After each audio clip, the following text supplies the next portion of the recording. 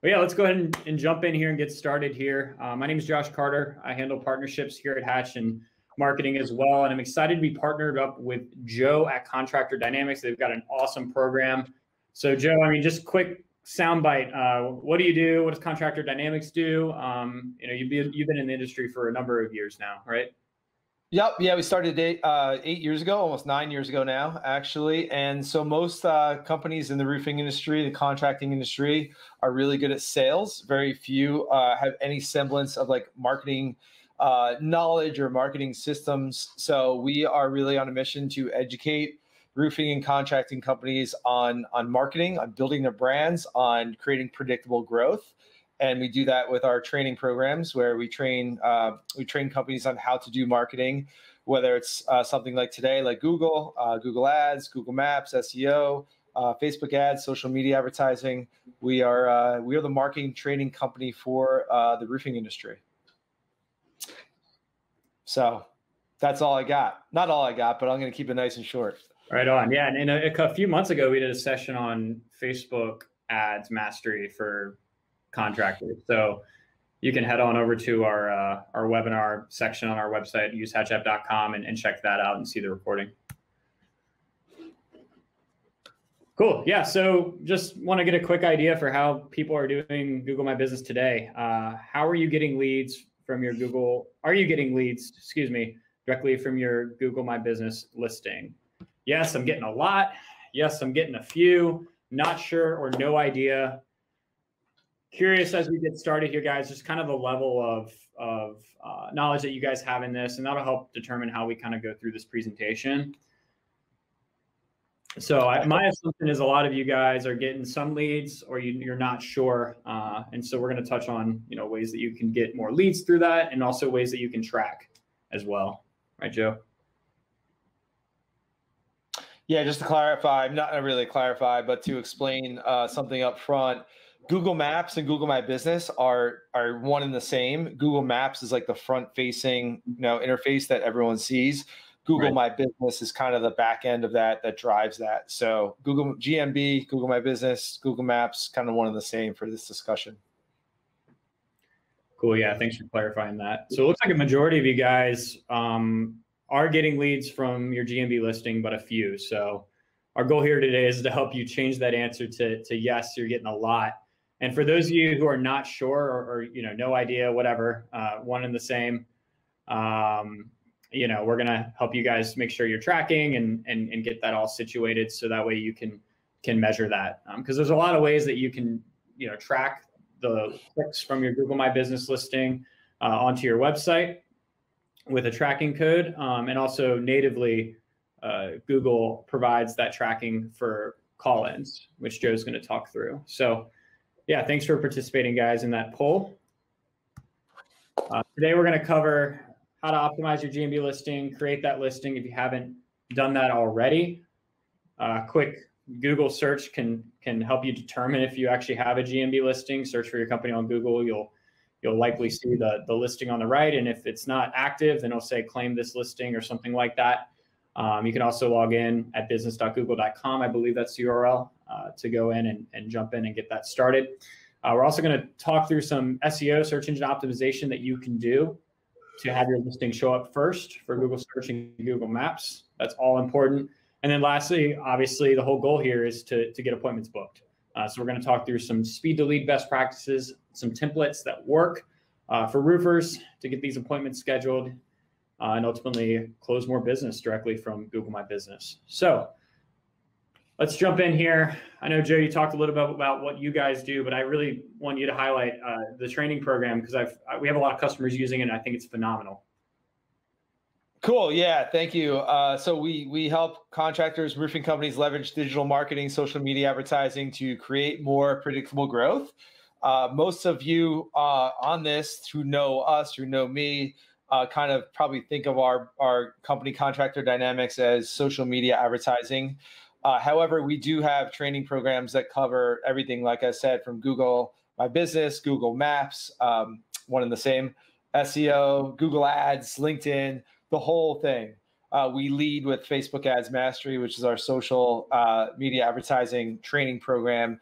because that's the most accessible. That's where you're going to get the fastest traction, be able to build your brand, be able to quantify results and everything like that. So everyone kind of comes through that program first. As far as our paying clients go through that program first, and then we have others on the back end for specific things on the search end. There's social and there's search, right? When people need a roofing contractor, they're going to go to Google and they're going to search. They're going to do the research. So that's why Google is so important. And we use Google because Google has over 90% of the search market right now. So they're obviously the dominant player. No surprises there. And on the social end, it's where we create our brand. It's where we can reach out to people in different areas that might be outside of our immediate geographic area. So it's a powerful 1-2 strategy to have both the search component nailed down and the social component nailed down. So that's a little bit about what we do. Again, we train roofing and contracting companies on how to do this stuff in-house, so they have more control over their marketing and more control over their growth. Yeah, I love that, Joe. The term, I use the term, you owned marketing. Like, you control that brand. Your team is able to leverage all the tools here to execute on these ads. So great stuff here, guys. And I'm a really big fan of the program. A little bit about Hatch. We're a messaging app.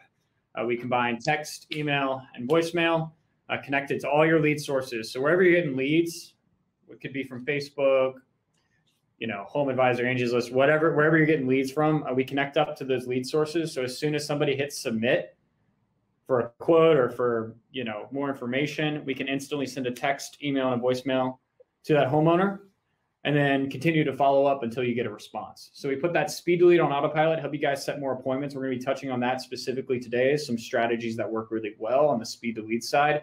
We also help you guys on the rehash side. So we connect up to your CRM, whether it be, like a Job Nimbus, a Job Progress, Salesforce, whatever you guys are using for your CRM, we connect up to that. So that way, as soon as you disposition an appointment, maybe it's demo no sale, demo maybe, whatever you guys are using to mark those appointments as not sold, we automatically follow up over text, email, and voicemail. Same kind of cadence structure with the speed to lead, but the messaging's a little different, designed to surface those objections. So that way you can use Hatch, the Hatch inbox, to handle those objections and then close that deal or get that reset appointment. So again, it's the messaging app for your entire sales process. We don't just do speed to lead and rehash, but that's what we're really freaking good at. We can also put your appointment installations on autopilot, your appointment confirmations on autopilot, your install confirmations on autopilot, all that good stuff, because we're connected to your CRM and can listen to that. So without further ado, let's jump in. Joe, what is your Google Maps listing? All right, cool. This is the first of kind of 3 sections that I have here, and then I'll pass the baton over to Josh to wrap things up and to tie in how Hatch kind of ties into all this. So first of all, I want to define what we're talking about here. And then next, I'm going to go into the strategy, and then I'm going to go into the tactics. So if you've seen any of my presentations before, you know that I'm a big fan of defining everything up front, really getting into the why and the strategy.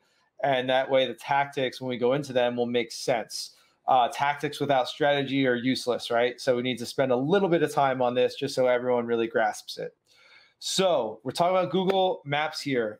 This is these 2 screenshots on the page, left and right, are one search engine result page, or SERP, S-E-R-P.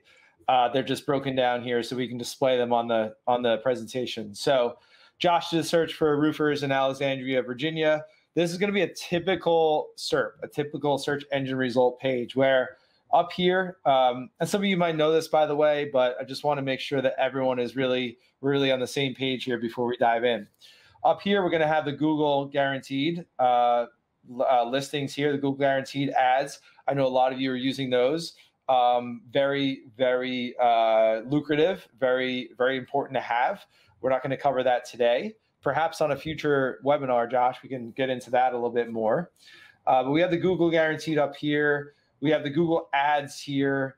And then below the ads, we're going to have this 3-pack. We're going to have 3 Google Maps results. Once in a while, there might be a 4th one in here that's going to be an ad, but normally we have a 3-pack, or the map pack, or the snack pack, as some people call it. And then below that, we have the organic results.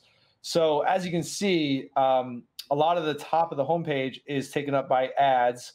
but the map section is really important because people can see who are the companies that are local to me.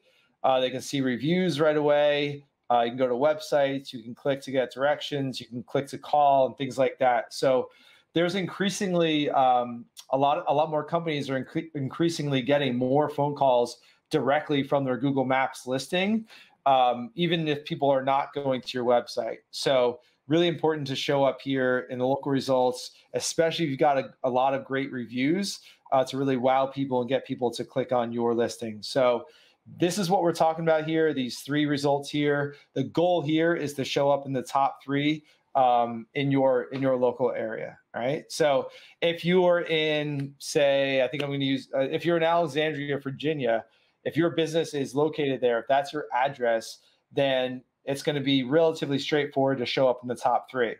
If you're trying to show up in the top 3 for an area that's like 30 minutes outside of Alexandria, that's going to be a little bit difficult because Google wants to serve up the most relevant and local search results. So your Google Maps listing is going to be hyper local. Where social media advertising can come in is if you want to really dominate an area that might be a half an hour or even an hour outside of your Maps listing, then that's where the social media advertising or the Google ads is going to come into place, because you're not going to be able to rank there organically because it's not near your location. So I just want to provide that kind of education up front. So that's what we're looking at here. You made a good point about the listings below, like Yelp, the home advisors, the Angie's List, like all that stuff is going to be showing up underneath the map. So if you're not up there, I mean, they might have to go to the 2nd or 3rd page otherwise, right? Yeah, like these directories, Yelp, Home Advisor, you name it, they have gigantic budgets, way more than all of us, right? So they're gonna effectively do the SEO that's necessary to own that first page of the organic results. So yeah, there's usually like these days only 1 or 2 real like roofing companies on that first page in the organic results. So getting up here on top of those guys in the maps is something that Yelp and Home Advisor can't do. They can't get into the maps. So that's why it's so important to get up there. Gotcha. And question for you, Joe, and not to throw this on you, but like Alexandria is like 15 minutes away from, or 30 minutes, probably an hour, if depending on traffic, from DC. So what do you do if you are in a suburb or your address is in a suburb of a major city, but people aren't necessarily searching for roofers in Alexandria, Virginia? They might be searching for roofers in DC area. What's the kind of approach that you take with that? Yeah, we'll get into that, but like Google gives you the opportunity to add 20 service areas. So you can add DC, you can add maybe some neighborhoods there. It's still going to require some work to show up. It's always going to be easiest to rank like, within a mile radius of your address. The further you go out, it's going to be, and I'm going to show you a visual of that. The further you go out, it's going to be a little bit more difficult. It's just going to require a little bit more time and work to be able to do that, especially in a city. Yeah, gotcha. Makes sense. Thanks, Joe. So that being said, Josh, like if anyone here is just like kind of starting out, or maybe you've been in business a couple of years and it's time to buy, your first office or lease your first office. Obviously Google is not going to be your only factor in deciding where your physical location is. But if you do have a choice, get your office or get your address in an area that is lucrative for you, in terms of business, right? So it, realistically, it should play a factor in that if you have a choice. All right, cool. So 3 factors, all right? So this is the strategy part of it. There's 3 factors going to help you show up first in maps and search. All right, so let's dig into these one at a time. I'm not going to spend a ton of time on these. These are just kind of like FYI, this is how the Google algorithm works, right? So there's prominence, there's relevance, and there's location or proximity. So prominence is basically how good are you, right? How long have you been around? How many web properties do you have? Like how many social media profiles are you active on? Google has there's over 200 ranking factors in Google's algorithm. Like they're looking at like so many different things that are, beyond the scope of this training right now. But if you've been in business a while and your website is listed on a lot of directories and websites and a lot of social profiles and things like that, that's going to give you an advantage. If you've got a lot of reviews, like these guys down in Georgia, that's going to definitely help you. Your rank, your rating, 5.0, 1,000 reviews. Obviously, that's kind of an anomaly, but I just wanted to put it here for an example. Your NAP consistency is your name, address, and phone number. How consistent your contact info is across the web. It sounds like it's something that's not very important, that's not very consequential, but it's actually very important when it comes to local SEO, when it comes to Google Maps. And we're going to dig into that a little bit. So prominence is basically like, how legit are you? How popular are you? Some of that takes a little bit of time. If you're just starting out, you're not going to have this stuff, but this is stuff that you can build up over time, which we'll get into in the tactical aspect of this training.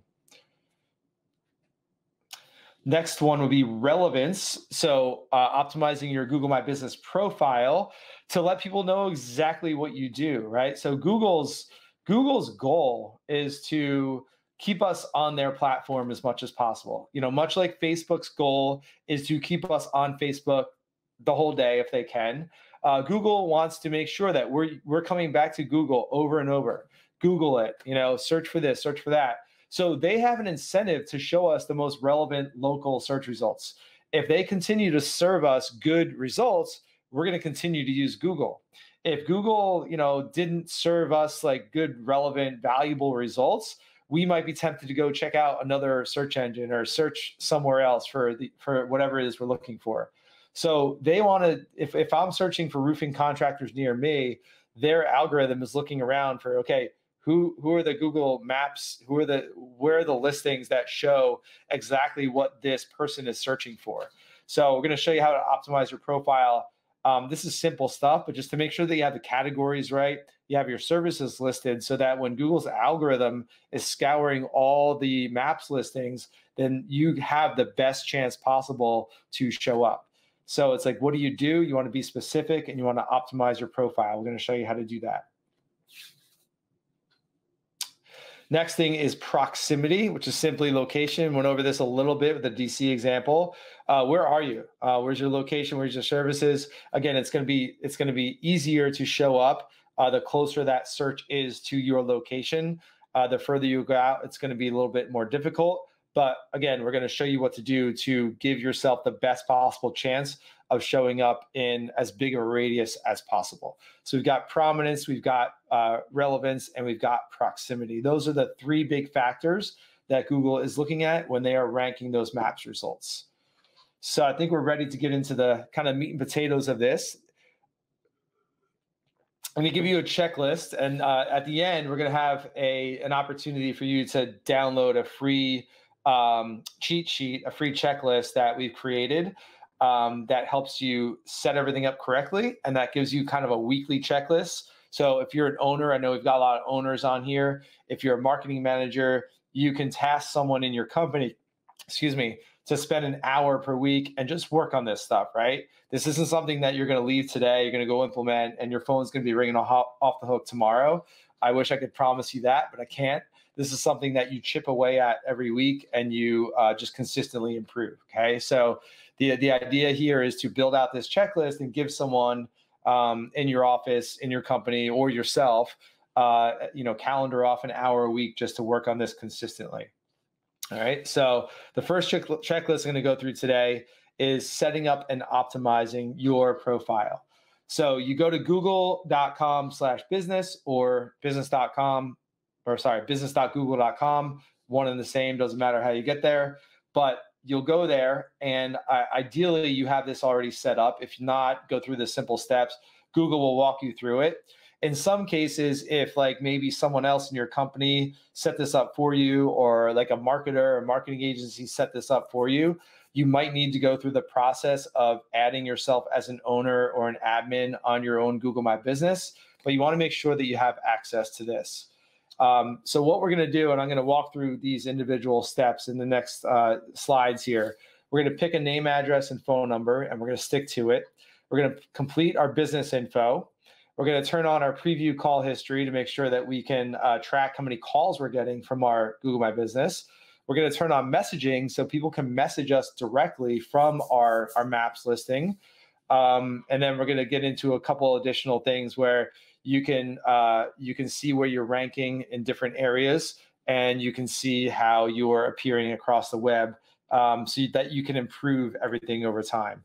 It's hard to improve what we're not measuring, or hard to manage what we're not measuring, Peter Drucker. So we want to be able to measure what we're doing so we can continually improve over time.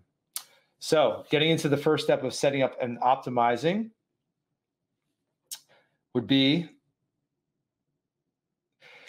the name, address, and phone number. All right. So this is kind of geeky here. Again, this might not sound very important, but the consistency of your name, your business name, and your address and your phone number across the web is very, very important. It's one of those things that Google just considers like, hey, if you have all that stuff dialed in, that's like you're legit, you have your act together, and you're more trustworthy, you're more established. All right.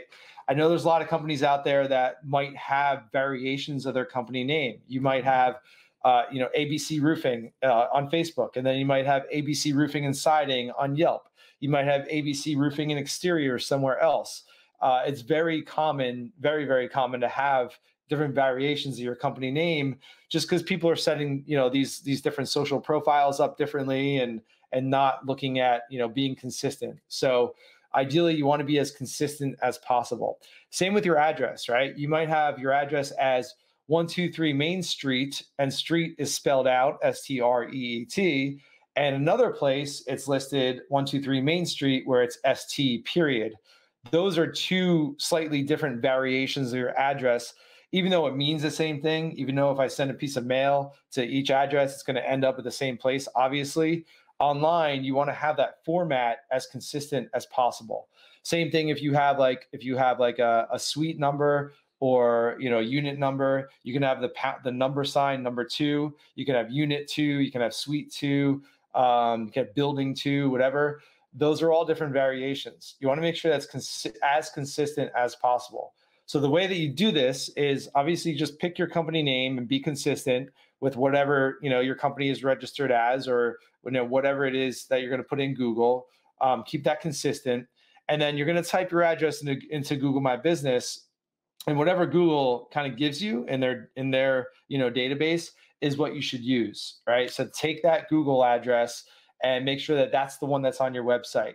Make sure that's the one that's on your Facebook, on your Yelp, on your LinkedIn, on everywhere where your business information is listed. Make sure that it's consistent with that Google My Business listing, because we want to play by Google's rules, right? We live in their world. So go with what Google says. Make sure everything is as consistent as possible. If your business phone number is textable, that's gonna help as well. That's just the best practice in general these days. People like to text. And if you want to get an idea of how consistent or inconsistent your information is across the web, then you can go to either brightlocal.com or you can go to moz.com, and you can get a report on all the places where your business is listed on the web. And you can see all the variations of your company name, all the variations of your address, maybe different phone numbers that you've had across, over different years. You might have your cell phone, you might have your business number, you might have a toll-free number.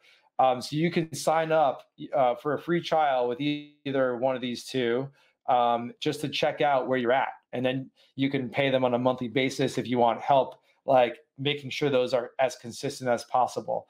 I do recommend those services. There's no affiliate, no commission or anything in it for me or anything like that.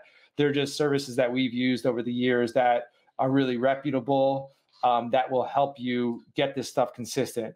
It does, there is a monthly fee to those, but in my experience and in best practices, it is worth it to make sure everything's consistent. So pick an NAP and stick to it.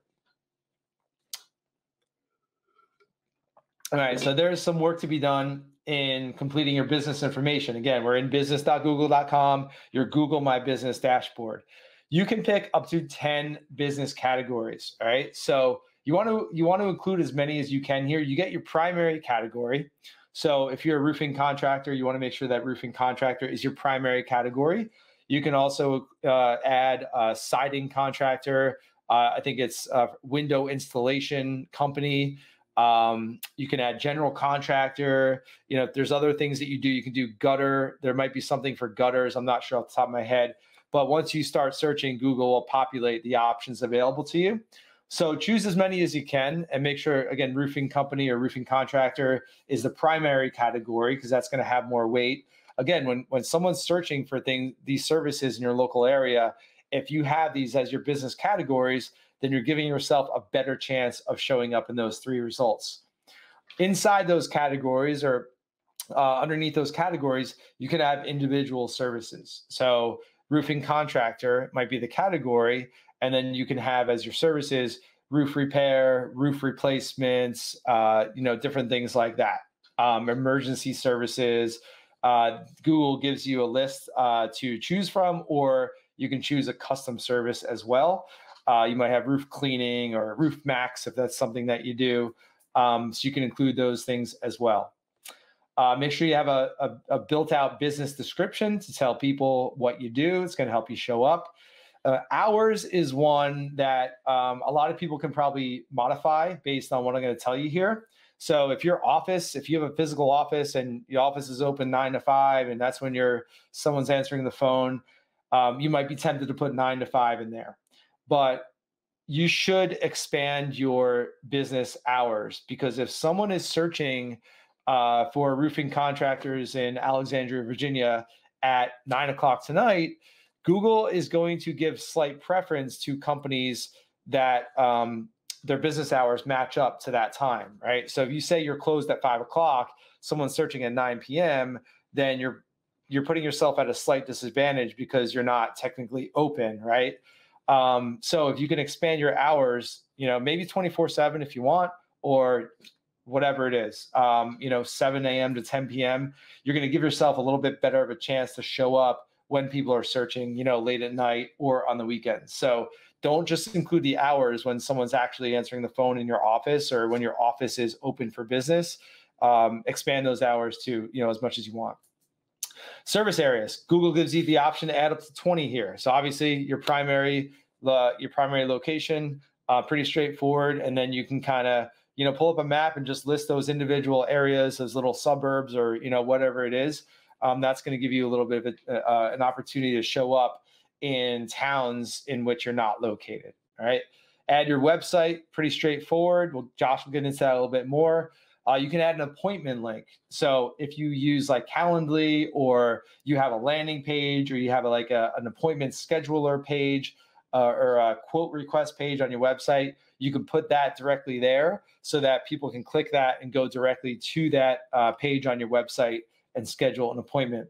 You can include attributes for roofing companies. The only real attribute that's going to be relevant would be like online estimates or online quotes or something like that. Not a huge deal. And then you want to add photos, add as many photos as you want to set up, maybe add 10 to set up your Google My Business. And then we're going to, on a weekly basis, we're going to be adding a couple business photos as well. So that's your business info. This is really important. Spend a half an hour to an hour just making sure everything is as completely filled out as possible. Again, giving you the best chance to show up. Next thing is to turn on preview call history. This is a relatively new thing that Google has put out. So from the home menu on your Google My Business dashboard, I just took screenshots. It's going to look like this: preview call history, and then how it works. So how this works is your normal business phone number is still going to show up in your Maps listing. All right, people are going to see the normal business phone number, but when people click on that, Google's going to insert like a little forwarding number there. And so you can go into your Google My Business dashboard or into the Google My Business app on your phone or iPad, and you can see how many calls you got. I think it extends the past 45 days. So you can, go on a monthly basis or weekly basis and say, hey, we got 30 calls through our Google Maps listing this month. That's pretty awesome, right? We want to be able to attribute where we're getting our calls from. So that's something that most people don't have turned on. but you can turn on that call history. It's free. It doesn't require any work beyond just pressing these 2 buttons, and then you have that dashboard, that history of calls. Next thing is to turn on messaging. So Google used to have the opportunity or the option where you could you get text messages to your business phone number. They've switched it over to now there's messaging, which is basically Google My Business messaging platform, which is available through the GMB app, again, on your phone or iPad, right? So you go into the dashboard of your Google My Business, you can turn on messaging. And when you turn that on, you can, here's an example of my buddy, Eric Richardson, out in roofing, out in San Diego, roofing specialist in San Diego. Eric might be on here live or watching the recording. I know he registered. But here's this button, request a quote, right? People can request a quote directly from your Google My Business listing. This is a search that I did for a roofing specialist of San Diego on my desktop, right? So this is a branded search. I'm actually searching for this company. I don't even have to go to his website. I can just request a quote right here. On the mobile, if you're searching on Google Maps or Google browser on mobile, there's going to be an opportunity to send a message directly to this company. And then as a company owner or admin, you can go in again to your app and you can look at your messages. You can respond to messages right there on your GMB app. So again, it's a great way to keep track of what you're getting from your Maps listing. Not many people have that turned on yet. So that's just a very quick, easy, again, free thing that everyone can do. Next, this is a little bit more advanced. If you do want to have an idea of where you're showing up. So Josh brought up the great example before of Alexandria. I want to see if I'm showing up in DC or Georgetown or wherever. You can go to one of these 2 sites, Local Viking or Local Falcon. I think they might have free trials. They are paid services. Again, I just endorse them because I know they're legit. Nothing in it for me to recommend those. But you can see where you are ranking in the Google Maps, right? So this business in this screenshot example is probably located right here in the middle, right? So as when you're close to your location, you're going to be able to show up in those top 3 results. As you get further and further from your address, it's going to be more difficult to show up. The ongoing work that we're going to talk about will give you a better chance to show up in a larger radius.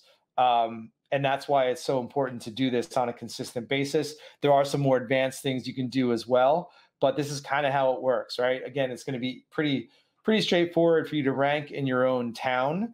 But as you kind of get further from that, it's going to be a little bit more difficult, again, because Google prefers the local search results. So local Falcon, Local Viking, go check those out if you want to get the report to see where you're at. I think you probably do a free trial and then continue on from there if you'd like. Next, all right, so this is going to wrap it up for kind of my portion. So that's your setup, all right? We want to make sure that's set up, but it's not a set it and forget it thing. Just like social media isn't, just like anything else in our business, it's not set it and forget it. We need to make sure that we're doing these things consistently. So over here in the blue, I put schedule it weekly and spend 1 hour per week. If you or someone in your company or your marketing person can spend 1 hour a week doing these activities, then you are going to be able to show up in the top 3 for more local searches. You can post photos, right? So just want to keep it simple. Post 2 photos a week. Keep them fresh. There are some more advanced ways to geotag your photos. Local Falcon and Local Viking will help you do that. That's one advantage that those 2 services provide. They'll help you geotag your photos. So just gives you a little bit more juice with your photos, but at a minimum, just post 2 project photos a week or team photos or, customer photos, whatever it is. You can actually create GMB posts. So these are like little blog posts that you create in your Google My Business. They have a shelf life of 7 days. You can create those. If you create 1 a week, it ensures that you always have something fresh. Doesn't need to be too long. It can just simply be hey, we completed this project for this homeowner in Alexandria, Virginia. They have a brand new CertainTeed roofing system with a lifetime warranty. And, that's it. That can be a very simple post, 100 words. Keep it nice and simple. Josh, I think your mic might be giving some feedback or something. I'm not sure. Yeah, it's better. Thank you. Reply to Google reviews. All right. This is something, if you can do it daily, fantastic, but no need to do it daily. If you can do it on a weekly basis, that's awesome. Just go in and reply to all your Google reviews. People see that, right? People that are searching for your company, they're checking out reviews because everyone is. If you're in there as the owner replying to reviews, positive, negative, or there's not really any neutral reviews, I guess, or they're positive or negative. If you're in there replying, that really builds a lot of trust with your prospects. So just make it a system to reply to Google reviews. People can ask questions from your Google My Business profile. So, make sure you're going in there weekly, answering those questions. If you want to answer them same day, great. But just at a minimum, make sure that you're checking in every week to make sure that you're answering all those questions. Most businesses don't get a ton of questions, but, just make sure that you have all your questions answered. You can go into your Google My Business dashboard and review your insights, either on your web browser or in your app, and review your insights. Your insights are going to show you how many people clicked through to your website from your Google Maps listing, how many people called you, how many people messaged you, what people are searching for that enabled your Google Maps listing to show up. It's going to give you a lot of good insights. So you can see, again, if you're improving over time. If you are doing the local Falcon or local Viking ranking report, you can check that on a weekly basis. Not really going to change too much on a weekly basis, more so like maybe on a monthly basis, but just check in to see where you're at. You can check into your Bright Local or your Moz, like I mentioned before, and fix any of those name, address, phone number issues. Those services also have the ability to have that done for you, where they can help you do that. Which is, I would recommend that because it is kind of a lot of manual work. But on a weekly basis, if you can go in and just do these things, doesn't require a lot of time, but just that consistency over time, it's going to pay off tremendously in your business. So after Josh is done, we'll have an opportunity to download like a little spreadsheet that you and your team can use just to check these off every week, just to make it a fail-safe, a foolproof way to make sure that these things are getting done. So I think that's all I have on my end here, Josh, before I pass it over to you. Yeah, good stuff. And we had some questions come in, and I think it might make sense to address those now rather than at the end. So a couple questions is, what do you do if you don't have a physical address for an office? What's the strategy there? Yeah, no, that's going to be the case for a lot of people. You can use your home. I know some people don't like to do that. You can actually use your home address, and you can make your address not visible in Google My Business. It's not going to be the greatest, but it's something. You can also try to do the old PO box trick. Get a post office box. Google has been cracking down on that over the past few years. I mean, they're much smarter than we are, right? So they actually they have a database of PO boxes and virtual offices. And if you put an address in that's going to that's a PO box, they're going to kind of reference their database to see if it's legit or not, right? So you might be able to sneak under the radar with that, but increasingly it's harder to do that. If you're going to do the PO box thing, one of the kind of hacks, and I don't really like to recommend hacks, but like if you're going to do it, don't put like PO Box 87 in Springfield, New Jersey. Put the actual address of the post office. So like 123 Main Street, and then put number 87, and then put the town. That'll help a little bit, but those are the two things that I'd recommend.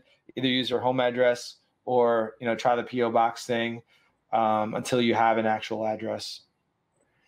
Yeah, and Joe, a lot of contractors, a lot of giant office buildings are always looking for tenants right now. I mean, you see that everywhere you go. And what we had at my last company is we had somebody actually take a suite. It didn't exist, but it was a suite So it was like Suite 204. It wasn't actually like you couldn't actually go to Suite 204, but they talked to the property manager and they got access to that address where the mail came in. So there's some tricky ways to get around it, like you mentioned, Joe. But hopefully, doing things like these can help grow your business so that you can have a physical address, right? Yeah, and I will say, like, this is a long-term thing, and I think it goes into Caesar's question as well. Like, what happens when you move location? So, like, don't be so quick just to get an address just to have it, because if you do change or you do move, it's kind of a big deal, right? You need to basically start over from scratch and change the address on every single directory, social profile, website, everything that you have online. It's a process. So think long-term, not short-term with this stuff. Consistency is everything. Yep. And then Mandy had a question about messages. There's a Google My Business app. So just go to the App Store and download it, and they'll alert you when there's a message. Cool. Yeah. So let's jump into actually what to do after you get those leads, right? So the big piece is capitalizing on the leads that you are getting, making sure that you're setting more appointments with those leads.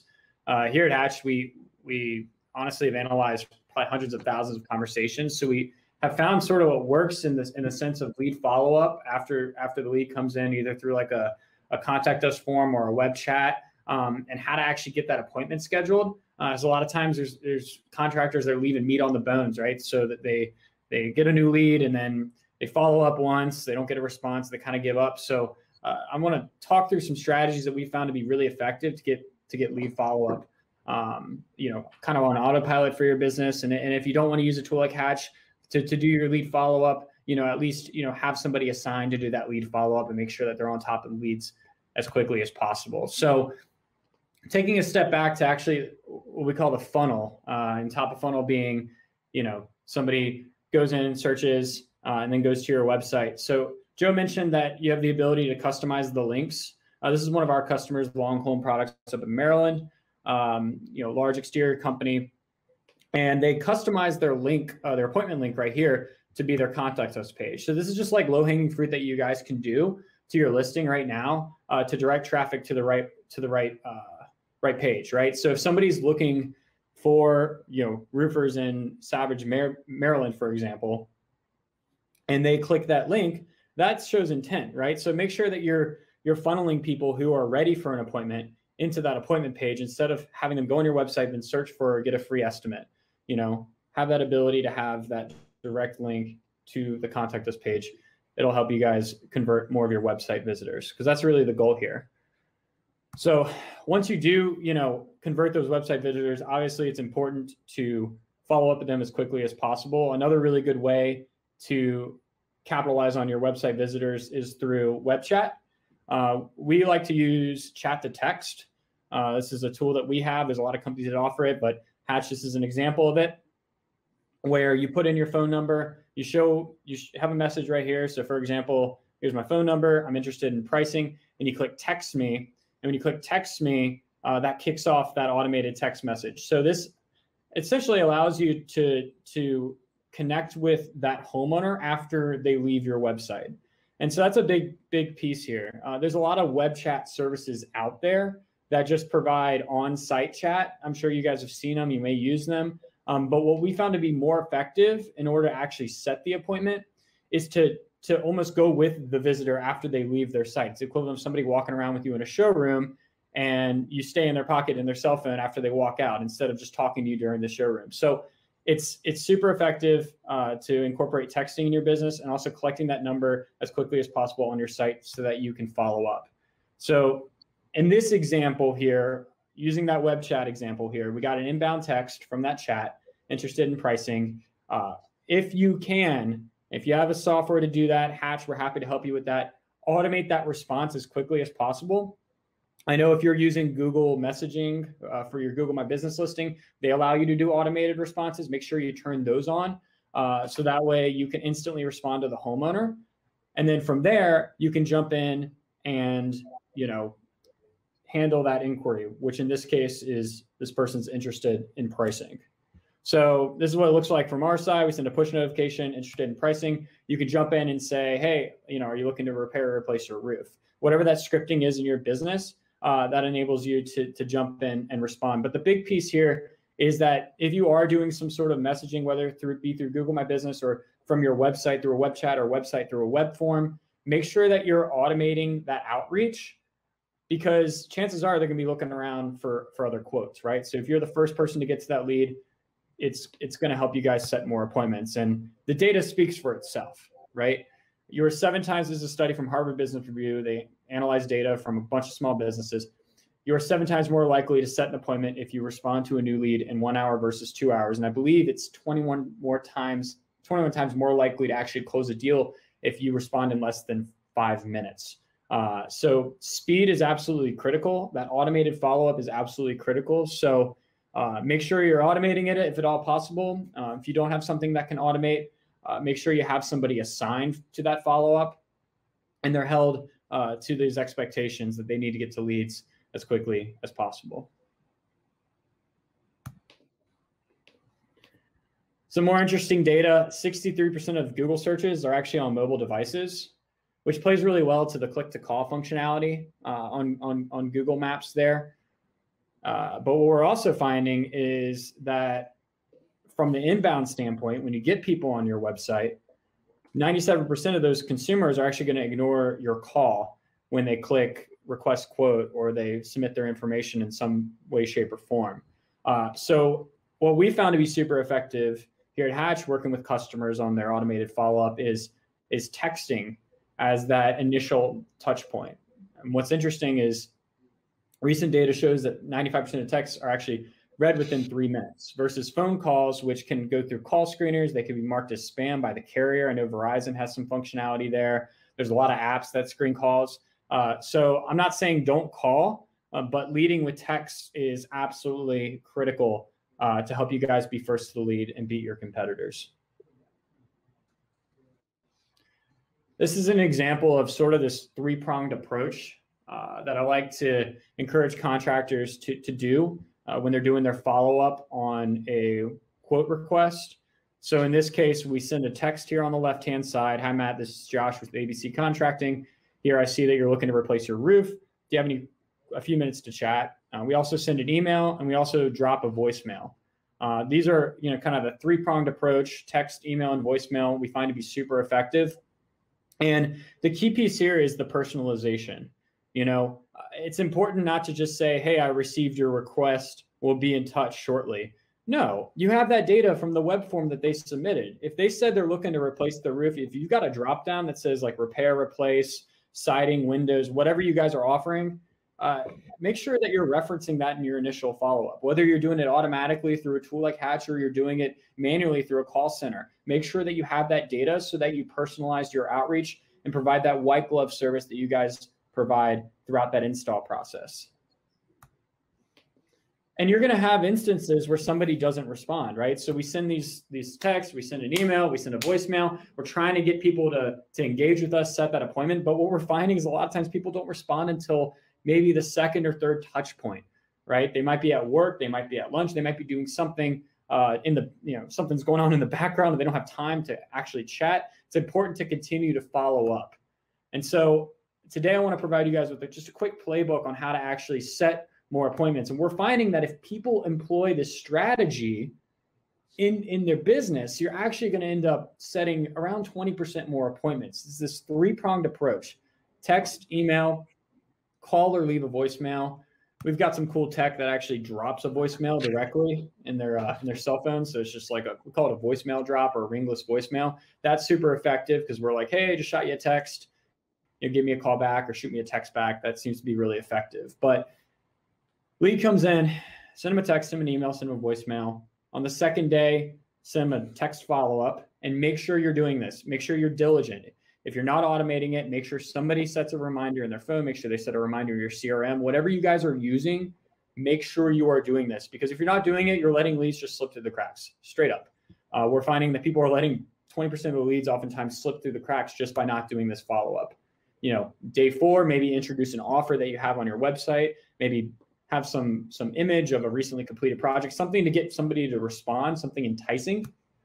And then, of course, what I call the breakup text on the last day, day 7, the breakup. This is, hey, you still looking to pursue? If not, I'll go ahead and close your file. I find the word close your file is really effective when you send a text, because people are like, oh, no, I'm still interested. It's kind of like that incites a response. So I encourage you guys, maybe use your subject line in your email to be close your file, ? Or your text is, hey, been reaching out for the past few days. Don't want to be a bother. Should I go ahead and close your file? That's really effective as well. So just some scripting tips for you guys to have in your business. If you go to our website, usehatchapp.com, you go to our blog, we've got a lot of scripts that you guys can just copy paste in your business. So I encourage you guys to check that out there. So I want to show you an example, and this is a bath fitter franchise, but I've seen this work across all industries, including roofing and siding. But what I wanted to point out here is the amount of times that we followed up with this homeowner. So February 13th, the person, was buying their leads from Modernized Quinn Street, and they didn't get a response. I'm sure you guys have seen this. If you guys are buying leads, it's tough to get a response initially. They had to follow up on the 13th. They had to follow up on the 18th. And then eventually on the 19th, they followed up one last time. I had a note to follow up and book some time and get you a quote to something closer to the end of the week work. This was all automated, okay? Weldon finally responded and said, all right, what day can you come? Says, yeah, we got a 1 p.m. available. And they're using Hatch to do this, but this could be, your emails, could be your own text messaging on your iPhone, whatever you guys are doing, just make sure you're following up, because this job ended up selling for about $5,800, right? So I got to say, just follow up. I'm going to keep beating a dead horse here, but if you don't follow up, you're just letting leads slip through the cracks.